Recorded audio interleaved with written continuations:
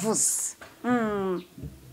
Hariho igihe umuntu ashaka kukuzimya ariko ntuzime bitewe n'ibyo Uwiteka yavuze. Ariko abantu mufite ibyo Uwiteka yavuze kuri mwe, aho uherereye hose uvuge ngo amen. Tera agatebe tuganire, maze iki cyigisho kiraryoshye kuko ndumva ndi mu mavuta yacyo. Ugire nk'abantu icumu cyoherereza nonaha, bumva icyo Uwiteka agiye kuvuga nonaha. Ufite amafaranga nk'akanwa k'umuhanuzi kazi, mbatuyeho kuyagira ibi bintu tubakekaho, mbigize impamo. Iyi nkuru nyihinduye impamo, ubwo mbatuyeho amafaranga mu izina rya Yesu Kristo. Ngo arafite bene wabo baba hanze sasa, bamaze kumva ibyamubayeho, baramukujeho, ngo afitemo n'umuvandimwe baramukujeho, barangije ngo barabimenya atari nawe ubibabwiye. Umuntu arabahamagara ati mwamenye ibyabaye kuri mwene wanyu, amabandi yamucyucyuye, nta kantu yasize mu nzu. Ngo bahise bakora fundraising, begeranye icyitwa amafaranga, bahita bamusunikira icyitwa amafaranga. Agura ibikoresho byiza mu nzu, arasagura, aragenda arakira, arageragenda amera ukuntu. Urumva inzira yakekaga z'ubutabazi sizi Imana yanyuzemo. Ndashaka kukubwira wowe natumweho wabuze inzira, Imana ifite inzira nyinshi zo kunyuzamo igisubizo cyawe. Turabashimiye cyane tubikuye ku mutima. Tubashimiye uburyo mudukurikirana umunsi ku munsi. Tubashimiye uburyo mwahamagariwe n'Imana kudutega amatwi no kudushyigikira. Imana wo mu ijuru ibaha umugisha, ibagurira imbago. Ndashimira cyane abantu bakoze subscribe, ndashimira abantu basharinga ibiganiro Imana inyuza mu kanwa kanjye. Ndashimira cyane abantu bafata igihe cyo kunsengera ngo Imana inkomeze kandi ikomeze imbesheho. Ndashimira cyane abantu bafata umwanya bakandika muri comment bakampa courage, harani nko gufata amaboko yanjye mukayakomeza. Ndashimira cyane abantu bampamagara n'abanyandikira. Ndashimira abantu bose b'inshuti zanjye, Imana ibaha umugisha mwinshi cyane. Abantu mwahisemo kumva ijambo ry'Imana, abantu mwahisemo kumva icyo Uwiteka ashyize ku mutima wanjye. Imana ibaha umugisha mwinshi kandi Uwiteka akomeze kwagura imbago zanyu. Imana ibaha umugisha cyane. Ndashaka ko uyu munsi tuganira amagambo y'Imana andi ku mutima, ni ijambo ry'ubuhanuzi nakuzaniye. Ariko ndagira ngo mbanze ngusengere wowe uri kunkurikira bitameze neza, ukumva umubiri wawe umeze nk'uwakutse ahantu hose, ukumva umubiri wawe mu nkokora, mu mavi, mu mugongo, ahantu hose umeze nk'umuntu bakubise, kumva umubiri urananiwe. Ndagira ngo Uwiteka abanze afate umubiri wawe yongere awureme, awugire mushyashya. Ndagira ngo nkwinginge wowe unkurikiye ufite ideni ryakuzengereje wabuze ubwishyu, Uwiteka aca inzira aho zitari akwishyurire. Wowe uri kunkurikira maze igihe barakubwiye ko urwaye negatifu, Uwiteka gukize. Wowe uri kunkurikira umaze imyaka myinshi warabuze n'umuntu ukubwira ko agukunda, ukabugeze mu myaka imwe twitiye kugumirwa, Uwiteka kwibuke muri uyu mwaka mvugiyemo iri jambo. Wowe ubukode buzengereje, wowe cyamunara iri imbere yawe ufite impapuro za cyamunara, ndagira ngo Uwiteka ace inzira aho zitari agutabare. Kandi wowe unkurikiye uri mu nzira ugenda ugereye amahoro, uryamye kwa muganga, Uwiteka aguhe gukira. Wowe byacanze ntibikongere kugucanga, mu isi niko bimera. Ariko hari igihe kigera ibyari ibibazo bigahinduka amashimwe. Ndifuza ko muri iri jambo tugiye kuganira ibyari agahinda bihinduka ibyishimo, byari ibibazo bihinduka amashimwe, byari intambara bihinduka amateka ku buzima bwawe.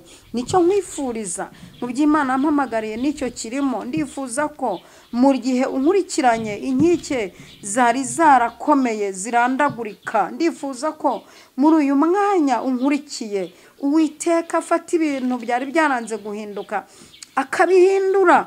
Ndagira ngo wowe aka kanya umutima wawe uwerekeze ku Mana ishobora byose, iyaremye ijuru n'isi, iyampagurukije ikanyicaza imbere yawe kugira ngo wumve ibyo yantumye. Ndifuza ko uyu munsi iki kiganiro cyangwa iri jambo tugiye kuvuga riberema amateka n'amashimwe mashya ku buzima bwawe. Kandi ndifuza ko mu gihe winjiyemo wowe uba amateka abantu bakavuga bati umuntu ni umunyamateka, wowe ubibihamya maze iminsi uri ubibihamya umuntu areba akavuga ati Imana irakora. Ndagira ngo ucyumva iri jambo Uwiteka agukure mu gihe cyo kuba ikibazo mu bantu, agutereke mu gihe cyo kuba igisubizo cy'abandi. Niyo ntego mfite, nicyo cyifuzo mfite. Uwiteka gushyira mu cyiciro cyo kuba igisubizo cy'abandi, akuvane mu gihe cyo kuba ikibazo mu bantu, agushyira mu gihe cyo kuba igisubizo cy'abandi. Ibyo nibyo nkwifuriza. Wowe nkurikiranye ukorera abandi, birashoboka ko utanabikunze, ariko Uwiteka guhe kwikorera.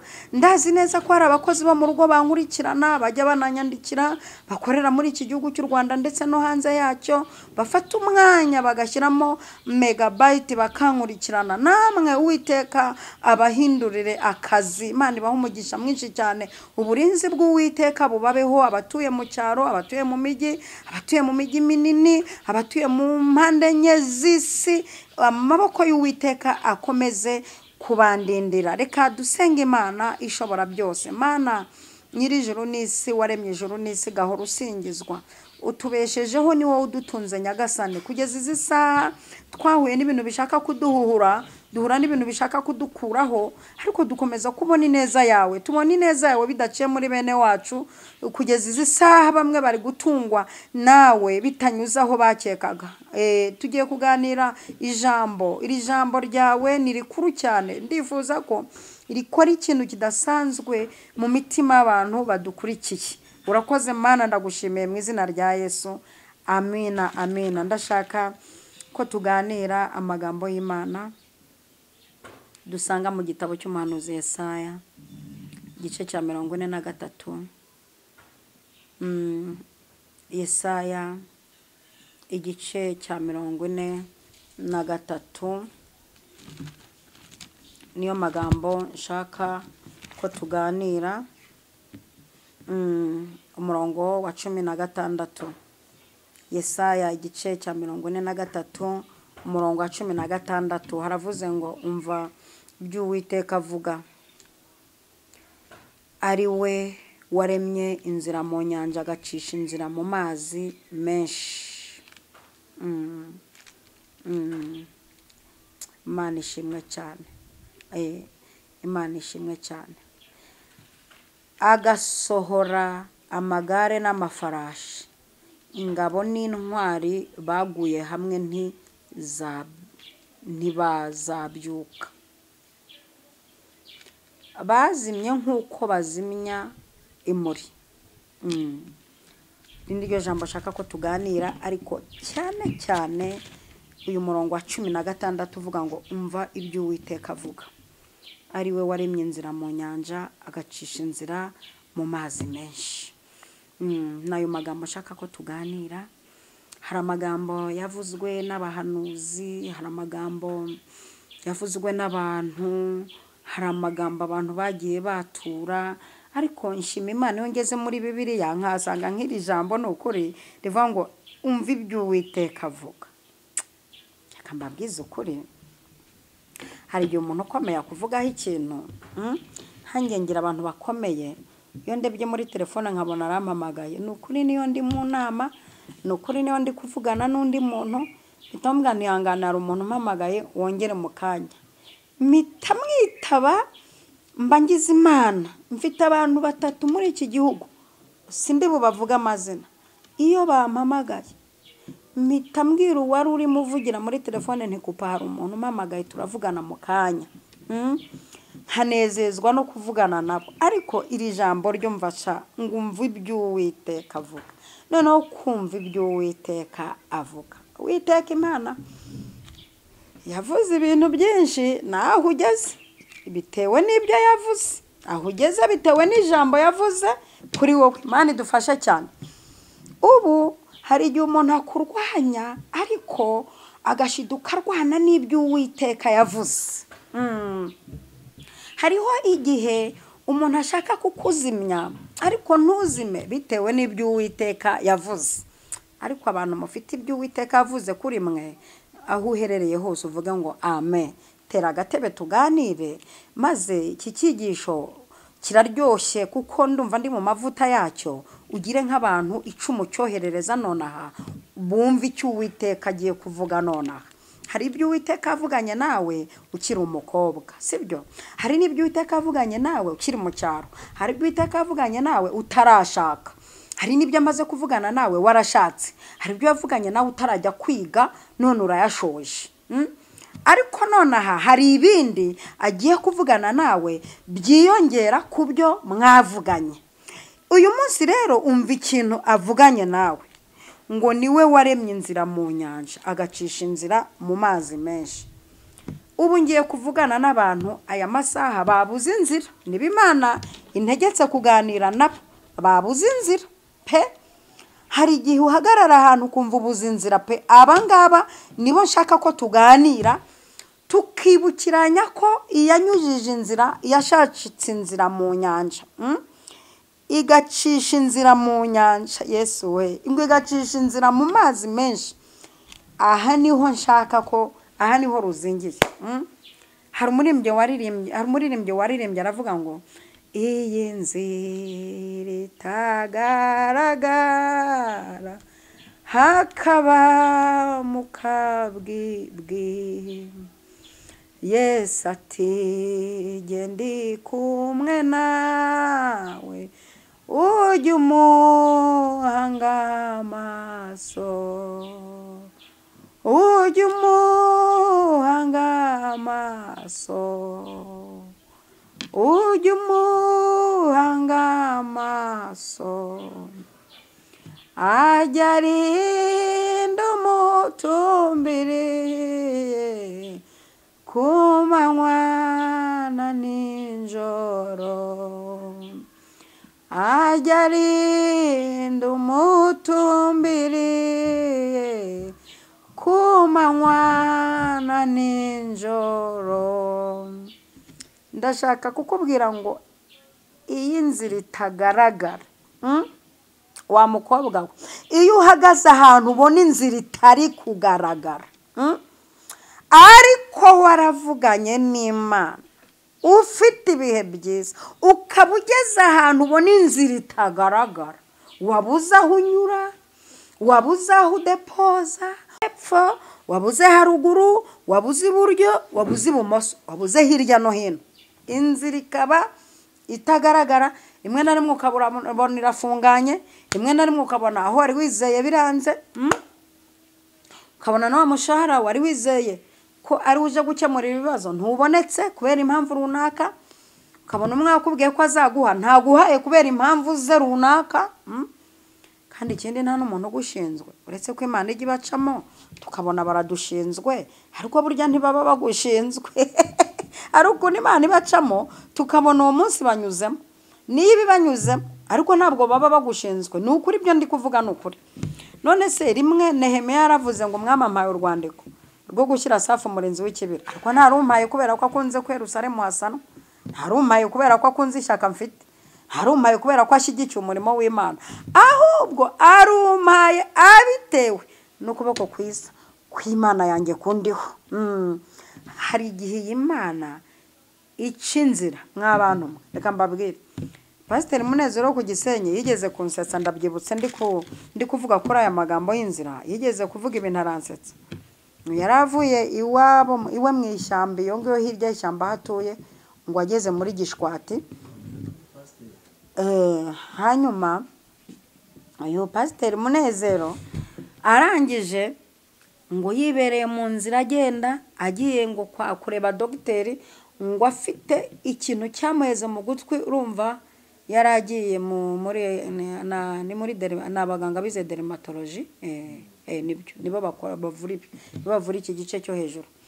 Ngo ikintu cyari cyaraheze mu gutwi cyanze kuvamo, ngo ari mu nzira ari kugenda muri Gishwati, ngo ariko yarababaye. Ikintu cyagiye mu gutwi burya kirababaza ugutwi n'ijisho ni fo. Noneho sinzi uburyo ngo yitabye telefone, ndashaka kubwira ko inzira z'Imana ntiwamenye iyo ziri. Ngo arangije yitabye afite telefone ku gutwi, ngo umujura araza mu kuyimwambura, arahusha kubita ingumi ku gutwi, cya kintu yaragiye kwivuza kivamo kiratakara. Ubwo rero yahise asubira inyuma kuko icyo yaragiye gukuzamo cyaratakaye. Iyo ni inzira ariko sinyikwifurije. Ntabwo nkwifurije gutabarwa uri ingome. Hari umuntu utabarwa habanje gukora ibyuma. Hari n'undi muntu Imana yageze kubwira kakanu nigeze kukavuga ariko ubanza atari hano nakavugiye, reka nkasubiremo. Hari umuntu Imana yigeze kubwira ngo mwana wanjye waransenze ndakumva, urandirimbira ndanezerwa, uzamuka imisozi uzamuka ibibaya, ngiye kugutabara. Umaze iminsi unsaba materiyeri zo mu nzu, umaze iminsi unsaba ibiryo, umaze iminsi unsaba stile, mwana wanjye nduwiteka ngiye kugutabara. Kandi ahantu ngiye guca ngiye gupfumurira muri iki gikuta. Imwereka ahantu mu cyumba cye, iramubwira ngo naha hantu ngiye guca. Tangira gukeka ati se hano hubakiyemo zahabu, hazatengagurika mbonemo zahabu. Ese umuntu wubatse ino nzu yubakiye ku note ziraha, biramucanga. Bimucanze ngo ninjoro bariryamira bisanzwe barasinzira, ngo abajura baraza batoborera hahandi Imana yamubwiye ko ariho igiye guca imutabara. Ngo baratobora bajya mu nzu na twatundi yaririragaho. Umva ngo barakukumbye ntibasigana kamwe. Ijya kivuga ati se Mana nuko yewe za nzira zawe wavuze ko uzantabara uciye aha nutwo nariragaho baratujyanye. Wa Mana we, imvugo yawe iratangaje cyakoze, imvugo yawe teye ubwoba. Byagenze gute rero? Hari bene wabo uwo muntu babaga hanze.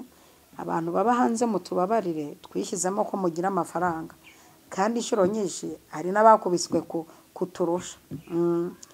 Rwose pe arabonja nakira rwose bariho nabi, ariko twebwe twumva mufite akantu, nimba mufite ahantu ikirombe munsi urugo mupfukora amafaranga ntitubizi, ariko abantu bo hanze twumva mufite amafaranga.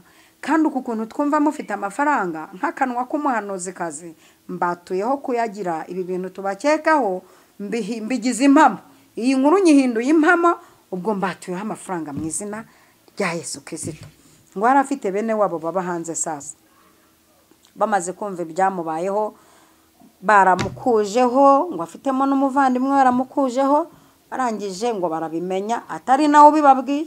Umuntu arabahamagara ati mwamenye ibyabaye kuri mwene wanyu, amabandi yamucyucyuye nta kantu yasize mu nzu. Ngo bahise bakora fundraising, begeranye icyitwa amafaranga, bahita bamusunikira icyitwa amafaranga. Agura ibikoresho byiza mu nzu, arasagura, aragenda arakira, arageragenda amera ukuntu. Urumva inzira yakekaga z'ubutabazi sizi Imana yanyuzemo. Ndashaka kukubwira wowe natumweho wabuze inzira, Imana ifite inzira nyinshi zo kunyuzamo igisubizo cyawe. Ifite inzira nyinshi zo kunyuramo igutabara. Iyi yatabaye uyu mugore inyuze mu tuvuta igacamo inzira z'ubutabazi iracyakora. Iyi yanyuze mu nyanja iracyakora. Iyi ngiyi yatanze ibiryo Samariya iracyakora. Hari wavuze ngo ifite inzira zirenze imyenge ya supanete. Undi nawe shabavuga butumwa rero burya bagira udukoryo twinshi ariko twiza. Hari undi wavuze ati rega iyi Imana ifite inzira zikira amasugi. Yarashatse kuvuga ko hari inzira itaracamo. Warumenyereye imishahara ari tariki 30, warumenyereye wa mucuti wawe ujye ukoherereza, warumenyereye twatuntu ujye ukina tukarya. Ariko iyi Mana ndashaka kukure mu mutima wo nkurikiye, ifite inzira itaracamo ije kugutabara. Iyo nzira aho hantu hanze amaso si wigiye kunyura, aho hantu ureba si wigiye guca. Kandi wo nkurikiye ndi kubyumva mu isi y'umwuka ko hari inzira Imana igiye kunyura kagutabara. Iyatunguye Abisiraheli ikabanyuza mu mazi, igafata amazi ikayahinduramo inzira, gacamo umuhanda. Igirira icyizere, iracyakora. Iyakijije umurwayi atiriwe aca mu kidendezi, ikamucira inzira yoroheje, ikamubwira iti korera uburiri bwawe ugende. Ikimenyetso cyuko abantu bamenya ko wakize ni ukubereka ahantu waryamye uburyo hacuye. itabaye inyuzaho iracyakora. Iyo akijije umubyeyi yakoze ku nshunda z'umwenda we abaganga baramumaze ibyo iracyakora. Iyo aje cyagiye bavuga ngo ntuzashaka urugo ukaba urubyariyemo gatatu, iciye inzira zo kubatunga mama yo. Iyo agutabaye cyagihe bavuga ngo urabyaye ntuzabarera, bakaba bageze igihe cyo gushaka, iciye inzira bagiye gushaka kandi bakora ubukwe bwiza. Imana idufashe cyane. N'uwo murongo narindiho wo kukubwira ngo Imana ifite inzira nyinshi, ifite inzira zirenze imwe. Wasanga ugiye no gutungurwa no kubona inyuze no mu nzira ebyiri no mu nzira eshatu. Wasanga igiye kugutabara mu kwezi kumwe ugahita ugira ibintu biruta iby'umuntu wakoreye amafaranga imyaka 10. Niko iteye iyo yaciye inzira. Kandi ndashaka kuvuga kuri ino nzira Imana iki.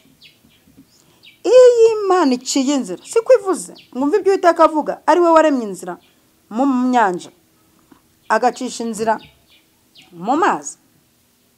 Iyi yaremye inzira mu nyanja, iyi iciye inzira ikaba ariyo igucira inzira. Ndashaka kuvuga ku mateka y'ino nzira. Inzira ntigivogerwa. Inzira Imana yaciye. Aleluya. Inzira Imana yaciye ntigivogerwa. No, inzira yaciye ntawe uyiyongoza ku mugani w'ababanywa tabi, ntawe uyiyongoza senye. Inzira Imana iguciriye inzira. Inzira Imana iguciriye nta muntu ubasha kuyimenyera, nta muntu ubasha kuyihangara. Ubu impamvu ubona n'aka kazi bagerageza kubetinga ngo bakagukureho, impamvu utanakavaho nuko ari Imana yaciye inzira kukinjiramo. Imana igucira inzira. Aleluya. Imana igucira inzira bene wanyu batashoboye kugucira. Imana igucira inzira imishahara itashoboye. Imana igucira inzira akazi katashoboye. Imana igucira inzira urugo rwawe rutashoboye. Igucira inzira itavogerwa. Kuko iyi nzira Imana igiye kugucira mu mpera z'uyu mwaka abantu bazatungurwa, bazatangara. Noheri n'ubunane biragera abantu batangariye Imana yawe, Imana ishobora byose, Imana ivuga bikaba. Kandi ndi kubona hari abantu Imana icira inzira itazasibama, hari abantu Imana icira inzira itazaca mundi, itazamenyerwa, icira inzira izanahoraho. Kuko hari abantu icira inzira ikanahoraho. Inzira mwana wanjye ndaguhashye, mise menagura inzugi z'ibyuma, nta n'umuntu uzongera gukinisha kuhafunga. Ndamenaguye inzugi, imiryango ndakinguye, ntawe uzagerageza kongera kuyifunga. Imana itugirire neza cyane. Reka dusenge Imana tukwingingira. Wowe wari wabuze inzira, wabyukaga ukavuga uti isubu biragenda gute? Wowe wari wabuze uburyo abana biga, wari wabuze uburyo ubona ibishingiranwa, inkwano wari wayibuze materiyeri zo mu nzu, wabuze inzira, ntuzi icyerekezo, byagucanze, wabuze icyerekezo. Ariko ndifuza ko Uwiteka Imana agucira inzira. Ngiye kugusengera, ntibigukundiraho urupfukame, uhagarare, ugende. Biraterwa na pozisiyo wumva umwuka arimo agushyiramo, ariko uko ungana kose aho uri hose ngiye kugusengera Imana ica inzira ahantu zitari. Imana ishobora byose.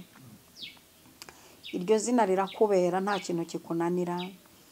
Ushize waraje utabara uyu muntu, none uhagurutse mu buturo bwawe bwera uvuga ko uje guca inzira ahantu zitari ziri. Uyu muntu unkurikiye yari yabuze inzira, yarashakishije biranga, yarishatse aribura, ariko itangazo rivuye kwa Data wa twese uvuga bikaba, utegeka bigakomera, ko uri Imana ica inzira mu mazi ahantu hadashoboka, umuntu atatekerezaga. Uyu muntu ugiye kumucira inzira ahantu atatekerezaga, ahantu hadashoboka. Aleluya. Ugiye guca inzira. Oh, haleluya. Ugiye guca inzira ahantu atibwiraga n'ibitekerezo bye bitashyikira. Aho ugiye kuhaca inzira y'ubutabazi. Urakoze. Ndagushimiye. Shimwa ko uciye inzira iruhande rwe. Kumbe ntiyarazi ko yegeranye n'inzira ugiye gucamo. Ugiye kumutabara atavuye aho yarahagaze. ugiye kumutabara atavuye aho atuye, ugiye kumutabara atavuye no mu rugo. Urakoze, ndagushimiye kuri Imana ibikoreye kwiyubahisha, byose mbisenze shima mu izina rya Data wa twese, Umwana n'Umwuka wera. Amen, amen. Shalom, shalom.